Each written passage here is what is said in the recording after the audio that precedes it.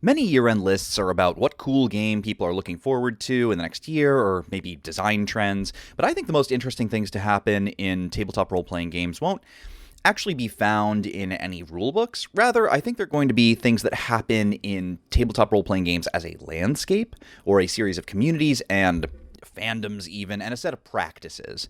So here they are, my top trends for 2025. Hi, I'm Jack Edward. I run games, I organize, I live in New York City. I'm a game master, a designer, and an organizer, and that's the perspective I'm coming from. I'm in a lot of groups, online and offline, and I have my little observations about the behaviors in those groups, anecdotes, things I observe. Now, you might look at some of these and go, Jack, this stuff has always been true about TTRPGs. There's actually, this thing you're predicting, that's always been around. Yeah, I know, okay? I just think that this year, these particular things are going to be at the forefront. So, the first one or two of these, let's just get started. I have a prediction here that I think will come off to many people as negative or naysaying, but I really think in the long run is beneficial. Possibly. So the first one is the siloing of TTRPG communities and preferences. So there's this story Matt Colville talks about of MCDM. He tells his story about playing HeroQuest back in the day with his friend. So he had a D&D friend, and one day they sit down to play the classic dungeon crawling adventure game HeroQuest. And the story Matt Colville tells is they get to the end of the game, they have a great time. Colville goes, "That was fun," and his friend goes, "That is what I want to play forever. I'm never going back to D&D." And Colville was flabbergasted, but he realized that this friend wasn't playing D&D for the same reason as him. This friend of his basically wanted to play D&D to play basically like board games or Diablo. And HeroQuest met his needs. And that's where they parted ways in terms of gaming. I recently saw this. I think a lot of people are that moment is coming for more people. I saw a Reddit post that was emblematic of this, where the person had this sudden realization that all players don't think of games alike. He said, "I think of this as first-person improv emerging adventures," and I'm realizing that many people I know think of it more like a board game with like some acting on the side.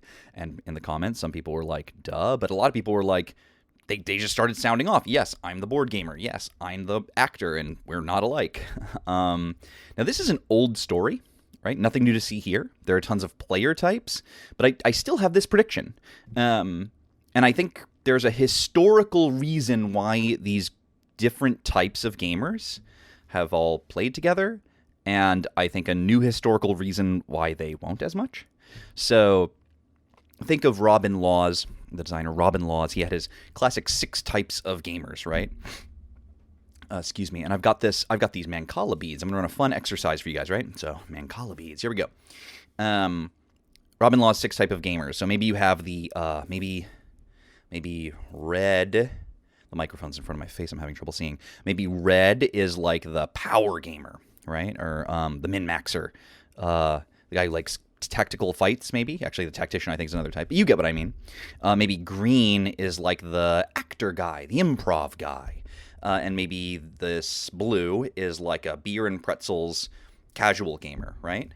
Now, once upon a time, the thinking, and I think still today some of the thinking is that games needed to serve all these different kinds of people. And I think that's because there were so few people in the hobby. So you had a few types of gamers. This was the size of the hobby. This was what you could get at the table. And so the thinking was, well, let's design our games and our spaces so that everyone's happy. The problem is the hobby started to look like this with the TTRPG explosion in the past 10 years, largely because of gathering around Dungeons & Dragons 5th edition, which does claim to cater to all these types. In the past couple of years, for various reasons, the OGL blow up and etc., a lot of these people started drifting away from 5th edition, right? And I think what happened recently is we've got all these people in a big hobby, and they start to explore other things. OGL fiasco happens, and maybe these guys go, I want something else, and they find, let's just say, PBTA games, and these few go over here, and they go, well, I want, maybe let's try OSR games, and these people are off to play Blades in the Dark and experiment with that, and maybe these guys are going to play some trad game, like Traveler and Call of Cthulhu, and go back in the traditional end of the hobby, and you get it, right? So, and some people stay with 5th edition. And I think this is kind of what it's looked more like in the past couple of years.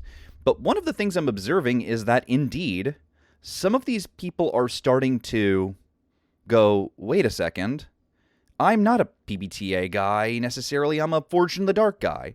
Oh, wait, I'm an OSR. And it's starting to look, as people learn and experiment, they learn their preferences. They learn new surprises. And they gravitate more towards an exact idea of what they want. And the scene starts to slowly look a little more like this. And then maybe a bunch of people are still playing 5e in the middle, obviously. That doesn't look like it's necessarily changing soon, but we'll get to that. And I think this is what the next year or two of the tabletop role-playing space is going to look like. I think it's going to look like further, siloing, balkanization with less aggressive connotations, just people gravitating more toward their preferences, learning their preferences, and developing communities that are much more exacting. This old wisdom that, well, everybody needs, you got to design a game that's for both the power gamer and the method actor. No, you don't. No, you don't. Not necessarily. I think this has been coming a long time, but I think people are getting better and better at articulating their preferences. And I see this all over the place. So some people will say this is a negative observation, but I think there are benefits. For example, look at the Gauntlet gaming community, which produces games like Brindlewood Bay and The Between, right? Like, they exist because they had a particular play culture about playing a certain kind of game a lot, and all of a sudden their preferences developed new play styles. I was recently at PAX Unplugged talking to the guys who run, I think it's called MythWorks. They publish like The Wild Sea and CBRPNK and Slug Blaster. Those are like hot games, Forged in the Dark games. And I was like, dude, I asked the publisher, I was like, what's your secret? And he, without hesitation, he was just like, we're so just deep in the Blades in the Dark community that now we just that is why we are able to publish these great games. So I think there are some benefits. I don't know. I'm not saying this is good or bad, but I think that as people develop people who came into the hobby maybe 3 to 6 years ago are learning their taste better, in the next year, we're going to see people bunch up more, become much better at articulating their preferences and then seeking out people who match their preferences, as opposed to existing in much more messy, negotiated spaces, which will weaken some muscles and strengthen others. So that's what I got. And the next one flows from that a little bit. I'm putting the main Call of Beads aside. I don't actually have a physical thing for this next one, but that is, I think, a second trend in this next year is going to be more IRL community building and going local. This is something I see a hunger for more and more. And I think that some people take this a little bit for granted, and maybe I think a lot of people will object to me saying this and don't like to hear it. But the TTRPG community that gets talked about, the TTRPG community, is not a community. It doesn't have gathering spaces. It doesn't have leadership, elected or others. It doesn't have an agreed upon shared set of values or accountability processes or anybody appointed to enforce any of those things. The TTRPG space overall is something more akin to a marketplace or a fandom. There are scenes and communities within it, but they're usually very small. Even the indie scene isn't a real thing. And I think in the digital age, a collection of discords is not a community. And in the digital age, I think we have to be very careful about believing it is. I think that there's a felt sense of that, the precarity of online spaces. Your favorite Discord could disappear overnight. So I think that people will be seeking forms of community that are more geographically organized. Now, there's a problem with this because a lot of these scenes are currently focused on shops, like literal stores. Look, I've spoken since the beginning of this channel about my huge heart for local gaming stores. I grew up in them. And my city, New York, is full of them, and but they are very bad places to organize community out of for a lot of reasons. They can be partners in community, but in New York, they're not the partners of community. They're like the centers of community. Some of the biggest discords in New York City for gaming are store-based or based. The other ones are based around D&D 5e, but many of them are based around the major stores. And there are a lot of problems here. They're expensive. It's very difficult to like enforce community values, because if somebody is violating those values, you can't really kick them out because the store doesn't want to lose customers, and so like problem players get shuffled around, and again, it's very expensive, and oftentimes TTRPG gamers don't bring as much money as Magic the Gathering players or war gamers, and so we're not like prioritized. Anyway, so what I think we'll see is more community-based tabletop role-playing groups organizing locally, meet and greets, more focus on friend groups, more focus on opening up homes and tables, more exploration and prioritization of the fellowship that is possible in tabletop role-playing game spaces. And this is me projecting a little bit, because I think that even though it can result in further siloing, I think there are existential goods. Some of the most rewarding experiences of my life recently. Well, I'll give you one. One of my players recently was like, texted me and was like, hey, like a few years ago, you answered a Facebook message to like GM at a birthday party, and that's how I met you. And since then, like, the weddings I go to are of the people I've met through these games. And like when I'm sick in the hospital, like these people, my gaming group comes to visit me, and like that is something that I think people have a felt need for, but are recognizing that it takes some effort to organize. And I think we're going to start seeing some more of that. Again, I don't know that you, the listener, may think that is something that you would prefer. Nonetheless, I think we're going to be hearing it talked about more. This next one's really brief. I think there will be a continued decline in 5th edition, and continued decline in activity around 5th edition. This is not like, I'm not one of those, this is not like a Hasbro is so evil thing. I don't really participate much in that discourse, but I think it's just a lack of freshness from what I hear. I still got like a toe dipped in the 5th edition community, because I used to be a part of that in New York a lot. And from what I can see, a lot of people are not psyched about the new edition. They're not seeing anything new or exciting coming in the future. I think a lot of people are tiring of playing the same game for years and years. I know people who've been playing nothing but 5e for nearly a decade. And I think that is just going to decline.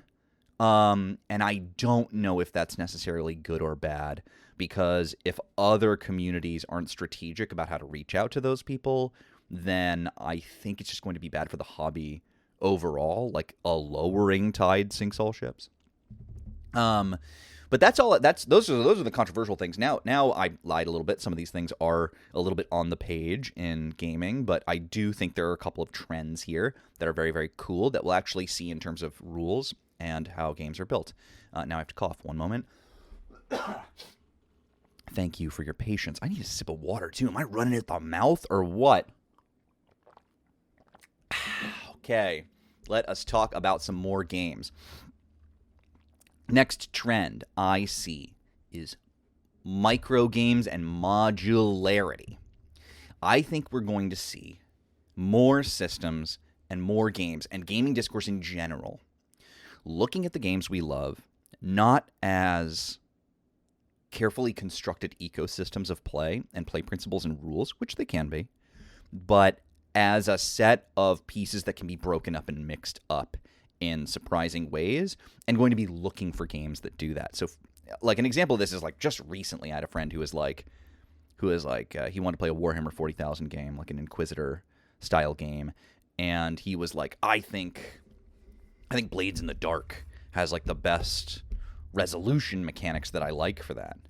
And I was like, yeah, sure, man, but you know what else is really cool is the way Brindlewood Bay handles mysteries, because it gives you that vibe of, like, if you're doing like an Inquisition, like a cork board assembling the clues, coming up with theories thing. And I was like, and you could just take the theorize move from this and just put it on top of that. Just take the one move out, it fits, put it on top of that. It actually turns out that there was a game called Bump in the Dark that did exactly this, but a lot of the games that I really like have little mechanisms that you can just yank out. I mean, I think that if the next time a player wants to do anything resembling crafting, I am going to just take Starforged and I'm just going to grab a progress track from Ironforge. Where's the progress track, right? And like set a difficulty and just use the Ironsworn progress track system as like a crafting engine. And there are games that are really exciting right now that are doing this. If you look at Jason Tochi's 2400 series, which is a bunch of games that are basically have like a simple dice pool mechanic, and then like if you want to have cybernetic implants, you grab one, or spells, you grab one, and they're all like 1 page long. So if you need to do a heist mechanic, he's got like a 1 page for that, and you just tack them on. Progression for long-term campaigns, grab one, throw it on top of that. It's all little pieces that you can sort of use or discard based on the game you're building. Errant is I believe an OSR-style game where like everything's a mini game. J-Dragon's, I believe it's J-Dragon's, Yazeba's Bed and Breakfast is, I've heard, I haven't played or read it yet, built much the same way. It's like lots of little procedures and games. And I think this is a lot of what people are going to be really into. A lot of these games, you know, people talk about Blades. Obviously, fortunate that our games have been popular the past couple of years as these finely tuned ecosystems, complicated mechanical ecosystems of play. And that is astounding to pull off. But I think modularity is going to have a big moment in the next year. Next. And this is, I'm actually psyched for these next couple. This next one is, I think, communal world building is going to emerge as the default mode of putting together a world for your game. Recently, my Sunday gamers we'd played Monster of the Week and a bunch of other things. And they were like, we want to go back to epic fantasy. And I was like, yeah, but nothing's kind of appealing to me right now. I was like, what if we build a world for our campaign together? So I went online, and one of the tools people loved is Perilous Wilds. And I went into the Discord for Lampblack Games, and I was like, what's the latest on Perilous Wilds? Is there another edition? And Jason Lutz, the designer, was like, well, if you're looking to make a world, I've got a game he's playtesting called World Wizard, which is just a little game about making a hex map campaign setting. He was like, why don't you playtest that? And I was like, yeah, okay. And hold on. After a few sessions of playing World Wizard, we developed this map of a campaign setting with like a document attached. And then when we did that, we were like, well, now we need some cities, and I grabbed Freebooters on the Frontier, which has procedures for, and these are collaborative world-building games, right? Like, this is a game that plays like kind of like Civilization, where you like build over ages, and then this has a game for like making a procedure for like making cities, right? And then after that, not only were we like, wow, we could set a 5e campaign in this, I was like, yeah, sure, or we could set a Dungeon World campaign. And I was like, but guys, we made a city over here that's kind of dusk, like the setting in Duskfall, like the setting for Blades in the Dark. I was like, we could play a Blades campaign in this world we made together. And I think you're seeing collaborative world building emerge as the recommendation more and more. Because I'll tell you what, I have sat through the question of how do I make my players care about my lore since the damn Clinton administration, okay? This is like a pre-9/11 question to be asking. You know what you don't have to make your players care about? Their lore. The world document we made for this world is 15 pages, and my players know it inside out, okay? Like, we made it like a month ago, and if I texted a player right now and was like, hey, what continent did the Yatta people originate on, and against whom did they fight an ancient war to the brink of annihilation, they would be like, oh, the Hurians, of course, on the battlefields of northwestern Magali, with the help of the Royans and their sorcery, naturally. right? Like, and that's not something I wrote for them to memorize. That's something they all took turns coming up with together. It's an incredible feeling. There are all sorts of games and procedures like this, right? Like, a lot of the popular ones are like Ben Robbins has like all these great world building games. I like own more than just these right here, but I played these. These are awesome. There are all sorts of tools for building lore together. We're already seeing them get huge at the level of scenes and adventures. So I'm thinking like Devil's Bargains, which are basically like inventing players to do the role of the GM and coming up with consequences. Paint the Scene questions, which allow from games like Trophy and The Between and stuff, which allow players to help you flesh out rooms and settings with details that they come up with in order to like fully build out a dynamic realized setting and scene. And so at the micro level of play and the macro level of play, I think we're going to see way, way more of when somebody shows up to be like, what setting should I play in? I think the answer they're going to get more and more is like, here are some ways to make one. Not just telling you like, go read the old DMG and see what it tells you, but like, here are games, here are procedures, here are a great way to build worlds together. And the last thing I'm going to say is my big trend for 2025 is, and this is something I'm really excited to see. This is my big one. I'm going to cough again. This is my big one. Ready? Procedures around structuring story. And to give you a taste of what I mean by this, recently Quinn's Quest, which is it's like the big new TTRPG review channel, reviewed this game Slug Blaster. It's a new game, Slug Blaster. It's his pick of the year. And one of the things he really loved was that Slug Blaster has a it's like a mechanic kind of where you can give characters story arcs, and each story arc has beats, and the player goes through those beats, and at the end it resolves in sort of like this satisfying narrative, right, for that character. He said something a little bit controversial. He was like, it actually turns out that like most tabletop role-playing gamers are not professional screenwriters and are not that great at just like making up narratively satisfying multi-episode arcs for players. A lot of people were like, that's not true, but I'm with Quinn on this one. I think it is absolutely fucking true. It's a totally uncontroversial thing to say. Every time I go onto a man, the problem when you go into like Discord and you're like, I'm trying to learn how to structure scenes better. And people are like, what you should do is you should read like 6 books on screenwriting. Like, the hobby has a problem when that's the recommendation. When the recommendation is like, you should basically get like an associate's degree in this entire storytelling process just so you can like add this element to your game. The game shouldn't have anything in there to tell you that.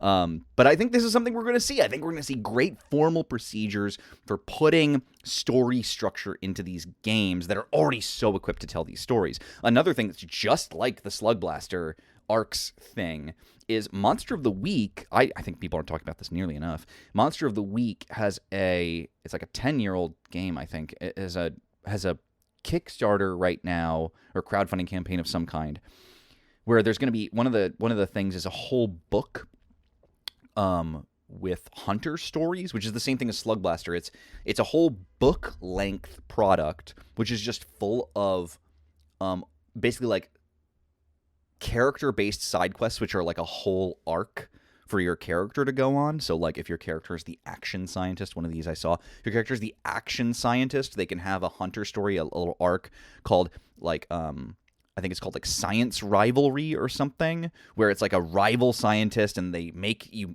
invent it together, and then you have these like story beats you meet. When you complete it, you get like an advancement. That shit is so fucking cool. It's unbelievable. And I think it should be all over this hobby. I think that this is where our games are most ripe for design revolution. I think a game that has a superimposed campaign structure that mimics long-term narrative, satisfying story.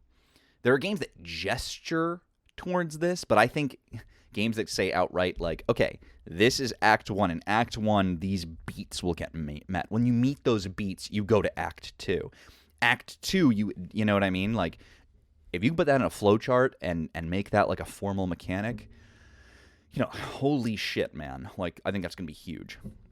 I actually have a personal project that's a little cousin to this, like, but not for campaign structure, but scenes. I've been working on a project called the Scene Master, or the Scene Kit, which is basically like a step-by-step process about how to like create a narratively satisfying, dramatic scene where your characters basically like a flowchart you can follow that will tell you how to role play like the best dramatic scene you've ever been in. Where instead of just like making it up from scratch, there's a series of choices you can make, and then at the end of the process, you will have like an amazing confrontation or a tension resolved or something. And meanwhile, the other characters at the table will get like these support sheets that have like complications they can throw in, or they can activate a flaw, or they can end the scene. And I'm going to be talking more about that in future videos, and also I talk about it a shitload on my blog. So, stay tuned for that. That's it, baby. I think I've got a few more videos in me. I've got a craft video in the pipeline that I want to bring up. I've got the Scene Kit. I'm going to talk about like a shitload because I'm really proud of that project, and I think it can add a lot to your game. But those are my predictions. So like, look, my name is Jack Edward. I'm on Blue Sky, though I shouldn't be. It's just like Twitter. I am on Substack. You should definitely subscribe to my blog. If you want to know about the Scene Kit, I mean, shit, like I've blogged a lot about that project. I basically put the whole thing in a blog already. You should subscribe to this channel because that's fun and you'll see my videos. And you should get into the comments. I do read every comment, and people were really supportive after the last video I made, and I read all that, and it means a lot. Like, what do you think about my predictions? Do you think I'm wrong as hell? Do you think I'm right and you like it? Do you think I'm right and you don't like it? Let me know. I hope the audio quality was consistent. Sorry for the coughing. I guess my throat's a little scratchy. It's cold, cold, cold in Brooklyn right now, but I hope it is warm by the fire where you are. Happy holidays, and stay in touch, guys. I appreciate you, and have a beautiful new year.